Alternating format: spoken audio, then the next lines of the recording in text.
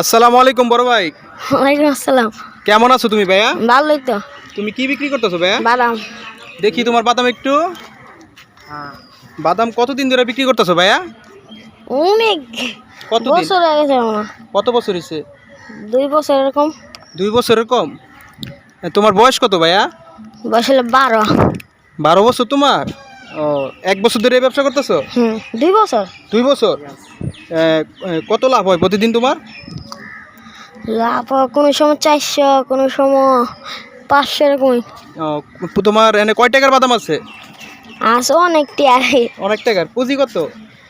পুঁজি পুঁজি দাম আছে। পুঁজি কত এটা ঠিক করতে পারবো না। তোমার এই ব্যবসাটা দিয়ে দিছে কেডা তোমারে?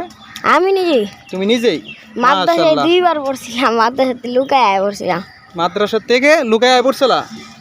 মাশাআল্লাহ। আচ্ছা তুমি করো ব্যবসা, হ্যাঁ? তোমার জন্য দোয়া রইলো ভাইয়া। আচ্ছা ঠিক আছে।